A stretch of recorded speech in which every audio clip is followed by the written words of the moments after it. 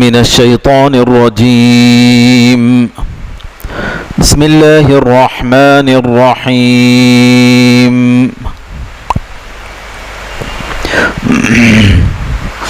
فصل لربك وانحر. وقال تعالى في شأن عظمة حبيبه الكريم: إن الله وملائكته يصلون على النبي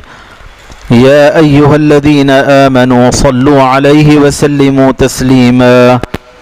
اللهم صل وسلم وبارك على حبيبك سيدنا محمد وعلى آله وصحبه أجمعين وبارك وسلم تسليما كثيرا كثيرا. اللہ رب العزت نے دین اسلام مذہب اسلام میں دو طرح کی عبادتیں اپنے ایمان والے بندوں پر عائد فرمائی ہیں. واجب کی حیثیت سے، فرض کی حیثیت سے جو عبادتیں بندے ادا کرتے ہیں وہ یا تو بدنی عبادت ہوتی ہے یا مالی عبادت. بدنی عبادت بندہ نماز و روزے کی شکل میں ادا کرتا ہے جو خالص صرف اور صرف بدنی عبادت ہے. اور دوسری عبادت مالی عبادت ہے، وہ بندہ زکوٰۃ کی صورت میں ادا کرتا ہے، اپنا مال راہ خدا میں خرچ کر کر. اسی طرح قربانی کی جو عبادت ہے یہ عبادت بھی مالی عبادت ہے. انفاق فی سبیل اللہ، راہ خدا میں خرچ کرنا ہے اللہ کی رضا اور اللہ کی خوشنودی کے حصول کے لیے بندہ جانور کو اللہ کی راہ میں قربان کرے.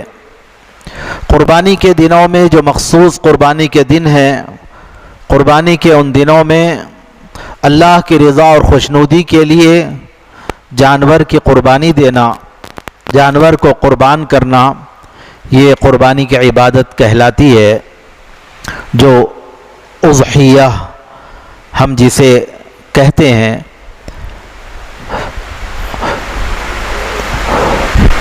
راہ خدا میں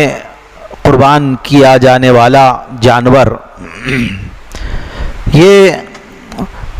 بندہ اپنا مال خرچ کر کر اپنے مال کو اس کی شکل تبدیل کرتا ہے. گویا جانور خرید کر، مال خرچ ہوا، وہ جانور خریدا اپنے پیسے کے عوض میں، تو یہ ایک مالی عبادت ہے جو اللہ تبارک و تعالیٰ نے ہر صاحب نصاب آدمی پر، جس کے اوپر صدقۃ الفطر جس کے اوپر واجب ہوتا ہے، ایسے صاحب نصاب پر جس پر صدقۃ الفطر واجب ہو، اس پر قربانی اس کی اپنی ذات کی طرف سے ایک جانور کو قربان کرنا، بکرا، بکری، دمبا، دمبی، وہ یا پھر بڑے جانور میں 7 قربانیوں کی گنجائش ہوتی ہے. بڑا جانور بیل وغیرہ کی قسم سے، اور اونٹ بھی ہے، اس میں بھی 7 قربانیوں کی گنجائش ہے کہ 7 آدمیوں کی طرف سے ایک بڑا جانور قربان کیا جا سکتا ہے. لیکن اتنا ضرور ہے کہ جتنے صاحب نصاب ہیں، جن کے اوپر قربانی واجب ہے، وہ تمام اپنی جانب سے ایک قربانی دیں. ایسا نہیں ہے کہ ایک گھر میں ایک سے زائد لوگ ایسے ہیں جن پر قربانیاں واجب ہیں، صاحب حیثیت ہیں، صاحب نصاب ہیں. ایسے صاحب نصاب جن پر صدقۃ الفطر واجب ہوتا ہے، لیکن اس کے باوجود بھی سارے گھر والوں کی طرف سے ایک ہی جانور کو قربان کر دینا کافی ہے، اس طرح کی غلط فہمی بعض روایات کی بنا پر لوگ پھیلاتے ہیں، لیکن یہ غلط فہمی کا نتیجہ ہے۔ نفس مسئلہ ایسا نہیں ہے۔ جتنوں پر قربانی واجب ہے وہ تمام اپنی جانب سے قربانی ادا کریں، قربانی کی عبادت کا اہتمام کریں اور قربانیوں کو دیں، راہ خدا میں ایک جانور کو قربان کریں، یا جس طرح سے میں نے بتایا کہ بڑے جانور میں 7 قربانیاں ہوتی ہیں کہ بڑے جانور میں حصے دار بن جائیں۔ بہرکیف رب تبارک و تعالیٰ نے کلام پاک میں حکم فرمایا فَصَلِّ لِرَبِّكَ وَانْحَرْ، اور تم اپنے رب کے لیے نماز پڑھو اور قربانی کی عبادت انجام دو۔ وَانْحَرْ، نحر، قربانی دینا، قربانی کا اہتمام کرنا ہے۔ یہ دراصل حضور نبی کریم صلی اللہ تعالیٰ علیہ وآلہ وسلم سے جس طرح سے احادیث شریفہ میں مروی ہے کہ حکم قربانی جب ملا، قربانی کی عبادت کا اہتمام کرنے کا جب حکم آیا، صحابہ اکرام قربانیوں کا اہتمام کرنے لگے تو حکمتیں، مصلحتیں پوچھ لیا کرتے صحابہ اکرام۔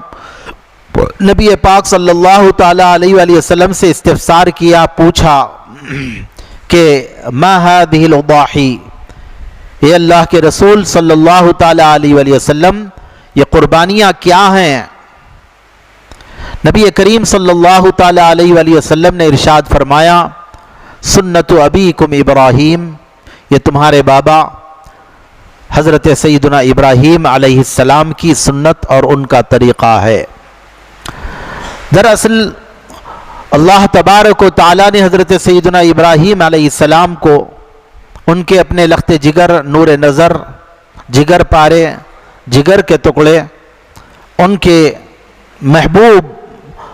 صاحبزادے حضرت سیدنا اسماعیل علیہ السلام جو بالکل کم سنی اور کم عمری میں تھے،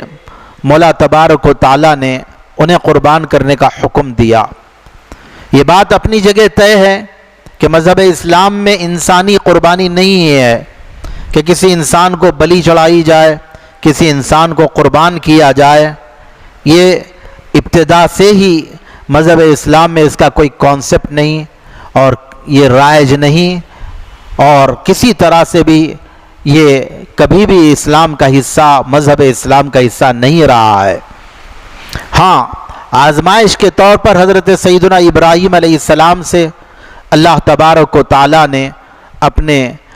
لخت جگر، ان کے اپنے بیٹے کی قربانی کا مطالبہ کیا تھا۔ وہ منامی خواب تھا، منامی یعنی نیند میں، خواب کے عالم میں منامی حکم تھا، خواب کے ذریعے سے وہ حکم دیا گیا تھا، اور اللہ تبارک و تعالیٰ کی وحی جو نبیوں کی جانب ہوتی ہے وہ فرشتے کی وساطت سے حضرت جبریل امین کے ذریعے سے، یا پھر رؤیا اور منامی حکم، خواب میں بھی اللہ تبارک و تعالیٰ کی وحی نازل ہوتی ہے اور اللہ کا حکم ملا کرتا، نبیوں کا خواب ہوتا ہے۔ تو حضرت سیدنا ابراہیم علیہ السلام کو یہ حکم ملا تھا، تو حضرت سیدنا ابراہیم علیہ السلام اس حکم کی تعمیل میں پس و پیش نہیں کیے،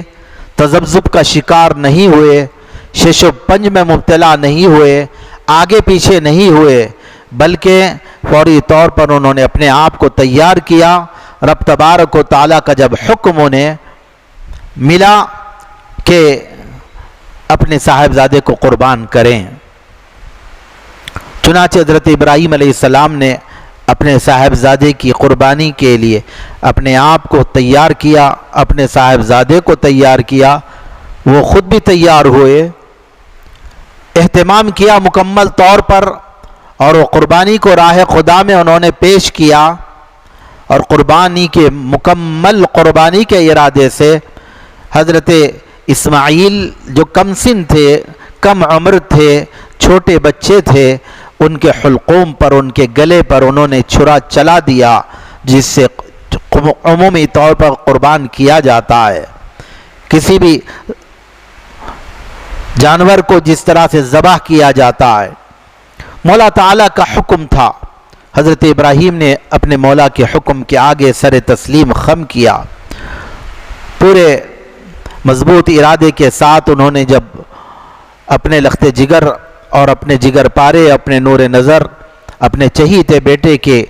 گلے پہ جب چھرا انہوں نے چلا دیا، رب تبارک و تعالیٰ کو کچھ اور منظور تھا، دنیا کو بتانا تھا کہ بندگی کیا چیز ہوتی ہے، اللہ کا بندہ ہوتا ہے تو کیسا ہوتا ہے، جنہیں اللہ تبارک و تعالیٰ نے مقام خلت سے نوازا، جنہیں اپنا خلیل بنایا۔ فاتخذ اللہ ابراہیم خلیلا، بس اللہ نے ابراہیم کو خلیل بنا لیا۔ خلیل اللہ کے لقب سے ہمیشہ ہمیشہ یاد کیے جانے والے یاد کیے جاتے رہیں گے۔ وہ حضرت ابراہیم خلیل اللہ ہیں، اللہ کے خلیل ہیں۔ اللہ نے اپنا انتہائی قریبی، انہیں چنندہ دوست بنا لیا۔ وہ حضرت ابراہیم، وہ مقام حضرت ابراہیم علیہ السلام کو ملا۔ چنانچہ اللہ تبارک و تعالیٰ نے اس قربانی کو قبول فرما لیا، اور حضرت اسماعیل کو، حضرت ابراہیم کے ان ننھے شہزادے کو قربان ہونے سے اللہ نے بچا لیا، اور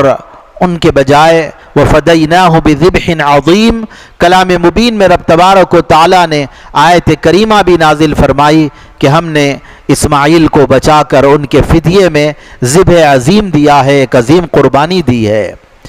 جنتی دمبا لایا گیا، حضرت جبریل علیہ السلام لے کر حاضر خدمت خلیل اللہ ہوئے، اور اللہ تبارک و تعالیٰ کا حکم اور اللہ تبارک و تعالیٰ کا فرمان ان تک پہنچا دیے کہ اللہ تبارک و تعالیٰ نے قد صدقت الرؤیا، آپ نے اپنے خواب کو سچ کر دکھا دیا، آپ نے حقیقت میں اپنے صاحبزادے کی قربانی دے دی ہے اور اللہ نے قبول کر لیا ہے۔ اب اسماعیل کے بجائے اس دمبے کو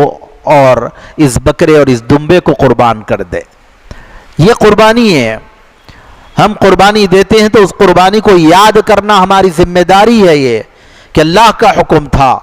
اگر ابراہیم تو قربان کر دیے، اگر وہی سلسلہ جاری ہوتا تو کیا بتائیے، اپنے سینے پر ہاتھ رکھ کر، دل پر ہاتھ رکھ کر، کہ ایسی قربانی دینے کے لیے ہم آمادہ اور تیار ہوتے؟ ہم معمولی سی قربانیاں اللہ کے لیے دینے کے لیے ہم تیار نہیں ہو سکتے، ہم اتنے کوتاہ ہیں، معمولی سی قربانیاں، معمولی سی قدر و قیمت والی چیزوں کی، مال کی، اسباب کی قربانی نہیں دے سکتے، وقت کی قربانی نہیں دے سکتے، صحیح طور پر فرائض کی ادائیگی ہم سے نہیں ہوتی، نمازوں کے لیے تھوڑا سا وقت قربان نہیں کر سکتے اللہ کے حکم پر، تو پھر کجا اپنے اولاد کی قربانی اللہ کی راہ میں پیش کر سکے؟ اللہ کا احسان ہے، ابراہیم کو حکم ملا، انہوں نے تو قربانی کر دی۔ یہ اور بات ہے کہ اللہ نے قربانی سے انہیں بچا لیا، قربان ہونے سے بچا لیا، اور ان کے مکمل ارادے اور ان کے ارادے کی صداقت اور سچائی کی بنا پر مولا تبارک و تعالیٰ نے اس عمل کو، کہ انہوں نے چھرا تو گھما دیا ہے لیکن اللہ نے قربان ہونے سے بچا لیا، اور بجائے ان کے جانور کی قربانی پیش کر دی گئی ہے۔ نبی پاک صلی اللہ تعالیٰ علیہ وآلہ وسلم نے جب صحابہ کرام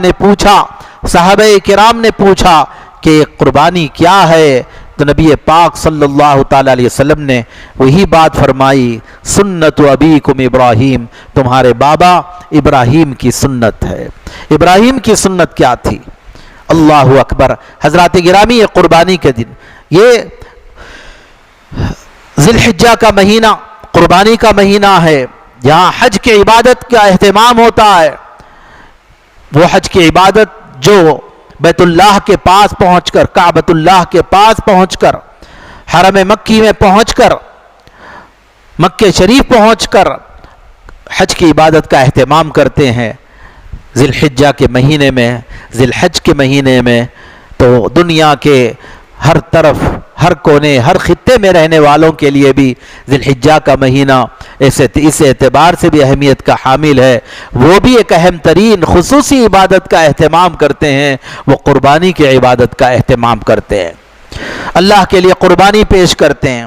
نبی پاک صلی اللہ تعالی علیہ وآلہ وسلم نے فرمایا کہ قربانی کے دنوں میں بندے کا قربانی دینے کا جو عمل ہے، اللہ تبارک و تعالی کے نزدیک قربانی کے دنوں میں قربانی دینے کے عمل سے زیادہ پسندیدہ کوئی اور عمل نہیں ہے۔ جو قربانی کے جو دن ہے، قربانی کے دن 10 ذی الحجہ، 11، 12، 10 کی صبح صادق سے لے کر صبح صادق سے 10 تاریخ ذی الحجہ کی، یعنی عید کا یعنی پہلا دن جو کہتے ہیں، پھر 12 ذی الحجہ کی غروب آفتاب تک، مغرب کے وقت تک، یہ وقت قربانی کے دن ہے، یہ 3 دن۔ ان دنوں میں بندہ اللہ کے لیے کچھ عمل کرتا ہے تو کوئی عمل اتنا زیادہ محبوب اور پسندیدہ نہیں جتنا کہ اللہ کی راہ میں جانور کے قربان کرنے کا عمل ہے۔ اللہ اکبر، یہاں تک کہ نبی پاک صلی اللہ تعالی علیہ وآلہ وسلم نے اسی حدیث میں جب صحابہ اکرام نے پوچھا کہ فرمایا کہ قربانیاں کیا ہے، تو فرمایا تمہارے بابا ابراہیم کی سنت ہے۔ پھر صحابہ نے عرض کیا ہم قربانی تو دیتے، ہمارے لیے اس میں کیا اجر رکھا ہے، کیا اجر ملتا ہے اس میں؟ جس طرح سے اجر کی بشارتیں دی گئی ہے، مختلف اعمال پر مختلف اجر و ثواب بتائے گئے ہیں، قربانی کرنے پر کیا اجر ملتا ہے؟ نبی کریم رؤوف الرحیم علیہ وآلہ تحیۃ و تسلیم نے فرمایا قربانی کے ہر بال کے عوض میں، قربانی کے جانور کے ہر بال کے عوض میں اللہ تعالیٰ قربانی دینے والے کو ایک نیکی عطا فرماتا ہے، ہر بال کے بدلے میں ایک نیکی ملتی ہے، بکل شعرۃ حسنہ، ہر بال کے عوض میں ایک نیکی اللہ تبارک و تعالیٰ عطا فرماتا ہے۔ ایک جانور کو کتنے لاکھوں بال ہوتے ہیں، بالوں کی گنتی کیا ممکن ہے؟ اللہ اکبر، اللہ پاک اتنا کریم ہے کہ ہر بال کے عوض میں قربانی کے جانور کے قربانی دینے والے کو اللہ تعالیٰ اجر عطا فرماتا ہے، نیکی عطا فرماتا ہے۔ اور پھر فرمایا نبی پاک صلی اللہ تعالی علیہ وسلم نے کہ قربانی کے جانور کا خون زمین پر اب گرنے کو رہتا ہے کہ قربانی کی اللہ تبارک و تعالیٰ کی بارگاہ میں مقبول ہو جاتی ہے۔ ابھی جانور کا خون زمین پر گرنا زمین جانور کے خون سے دور ہے، لیکن اللہ تبارک و تعالیٰ کی بارگاہ کی مقبولیت اس سے زیادہ قریب ہے، اللہ تعالیٰ کی بارگاہ میں مقبول ہو جاتا ہے، اس کی قربانی قبول ہو جاتی ہے، اللہ تبارک و تعالیٰ اس کی مغفرت کا سامان فرما دیتا ہے۔ اللہ اکبر، حضرات گرامی، قربانی یہ اہتمام ہے قربانی کا، ساتھ ساتھ ذی الحجہ کے جو مسائل ہیں ان مسائل میں اہم ترین مسئلہ تکبیرات تشریق کا مسئلہ ہے۔ تکبیرات تشریق یعنی تکبیرات تشریق سے کہا جاتا ہے تو تکبیرات پڑھی جاتی ہیں عید کے موقع پر، نمازوں میں باجماعت اہتمام کرتے ہیں، ہر فرض نماز کے بعد باجماعت نماز ادا کرو تب بھی پڑھنا ہے۔ علماء نے فرمایا کہ تنہا فرض نماز بھی ادا کرتے ہیں تب بھی تکبیرات تشریق آپ کو پڑھنی ہے۔ اللہ اکبر لا الہ الا اللہ واللہ اکبر وللہ الحمد، یہ تکبیرات تشریق 1 مرتبہ پڑھنا واجب ہے، 3 مرتبہ پڑھنا مستحب ہے۔ یہ تکبیرات تشریق کا یہ 9 ذی الحجہ یعنی کل عید ہوتی ہے تو عید سے ایک دن پہلے 9 ذی الحجہ کی فجر کی نماز سے 13 ذی الحجہ کی عصر کی نماز تک آپ کو یہ تکبیرات تشریق پڑھنی ہے۔ گویا 5 دن 9، 10، 11، 12، 13 ذی الحجہ کی عصر تک آپ کو یہ تکبیرات تشریق کا اہتمام کرنا ہے۔ جس طرح سے اس سال 9 ذی الحجہ 10 ذی الحجہ چہارشنبے کو آ رہی ہے تو 9 ذی الحجہ منگل کو ہوگی، تو منگل کی فجر سے آپ شروع کریں گے تو اتوار کی عصر تک، منگل، چہارشنبہ، جمعرات، جمعہ، منگل، چہارشنبہ، 9، 10، 11، 12، 13، جی منگل، چہارشنبہ، جمعرات، جمعہ اور ہفتے کی عصر تک آپ کو تکبیرات تشریق پڑھنی ہے۔ یہ خواتین کے لیے بھی یہ مسئلہ بتائیں، گھر میں کہ عورتیں بھی اپنی فرض نمازوں کی ادائیگی کے بعد تکبیرات تشریق اللہ اکبر لا الہ الا اللہ واللہ اکبر وللہ الحمد، یہ ذکر ویسے ذی الحجہ کے ابتدائی جو 10 دن ہیں ان دنوں کا محبوب ترین اور بڑا مقبول ترین ذکر ہے۔ یہ ذکر تکبیرات تشریق ہے۔ یہ جس طرح سے میں نے گزشتہ خصوصیت سے وہ تسبیح اور وہ ذکر جو ہم جنازے کی دعا کے طور پر اہتمام کرتے ہیں، وہ ان دنوں میں اس کا ذکر ورد اپنا زبان پر جاری و ساری رکھیں، تو یہ اللہ تبارک و تعالیٰ کو، کیونکہ یہ 10 دن ذی الحجہ کے جو ابتدائی 10 دن ہے، ایسے دن ہیں کہ اللہ تعالیٰ کو بندے کا نیک عمل کرنا جتنا ان دنوں میں اتنا پسند ہے، کوئی اور دنوں میں اتنا پسند نہیں۔ تو ہم ان دنوں میں خصوصیت کے ساتھ ذکر و اذکار عبادتوں کا جو اہتمام کرنی ہے کریں، خصوصیت کے ساتھ تکبیرات تشریق کو اور قربانی کی اہمیت کو آپ اپنے پیش نظر رکھیں، اور ہر فرد کی طرف سے حیثیت کے مطابق اللہ تعالیٰ بکرے کی قربانی ایک فرد کی طرف سے ہوتی ہے، اگر استطاعت اتنی نہیں ہے تو یہ استطاعت اتنی نہیں ہے تو بڑے جانور میں 7 قربانیاں ہوتی ہیں، 7 حصے ہوتے ہیں، ان میں آپ حصہ لے لیا جا سکتا ہے حالات کے حساب سے، لیکن جانیں کہ قربانی اگر واجب ہے تو قربانی واجب ہی ہے، قربانی واجب ہی ہے۔ پھر ہر فرد، ہر صاحب نصاب اپنی ذات کی طرف سے، مزید والدین کی طرف سے اللہ تعالیٰ نے استطاعت دیتے ہیں، خود نبی کریم صلی اللہ تعالیٰ علیہ وسلم کی ذات کریمہ کی طرف سے بھی قربانی کا اہتمام کرنے والے کرتے ہیں کی جا سکتی ہے۔ خود نبی کریم صلی اللہ تعالیٰ علیہ وسلم نے بھی اپنی امت کی جانب سے، حضور نے بھی ایک جانور کو قربان کیا تھا، ایک جانور اپنے گھر والوں کی طرف سے حضور نے قربان کیا، اور ایک جانور، ایک دمبا اپنی ساری امت کی طرف سے نبی پاک صلی اللہ تعالیٰ علیہ وسلم نے اللہ کی راہ میں قربان کیا تھا قربانی کے عید کے موقع پر۔ یہ مسائل کو اپنے ذہن میں رکھیں۔ انشاءاللہ المستعان عید الاضحیٰ، چہارشنبے کو عید الاضحیٰ ہے، آئندہ جمعہ آنے سے پہلے ہی ہوگی، تو انشاءاللہ عید الاضحیٰ کی نماز مسجد اعظم میں انشاءاللہ 7 بجے، صبح 7 بجے عید الاضحیٰ کی نماز ہوگی انشاءاللہ المستعان۔ اور دیگر مسائل جو بھی ہے اپنے علماء اکرام سے قربانی کے مسائل آپ جان سکتے ہیں، معلوم کر سکتے ہیں، جو قربانی کے لیے جو کچھ مسائل ہیں، جانور کیسا ہونا، کس طرح سے کیسی قربانی، کس طرح بعض وقت جانور لانے کے بعد میں کچھ حادثات ہو جاتے ہیں، تو کئی ایک مسائل اس میں نکل سکتے ہیں۔ آپ علماء اکرام سے رابطہ کر ان مسائل سے واقفیت حاصل کر رہے ہیں، اور مسائل سے واقف ہونا ضروری ہے۔ جانور میں کس طرح کے کیسی کیفیت ہو اور کس طرح کا عیب ہو تو جانور قربانی کے لائق نہیں ہوتا، یعنی قربانی کی عبادت کا جو اہتمام کرنا ہوتا ہے اس موقع پر اس کے لائق نہیں رہتا، تو ان مسائل سے واقفیت بھی ضروری ہے تاکہ آپ کی قربانی صحیح طور پر اللہ کی راہ میں پیش کی جا سکے۔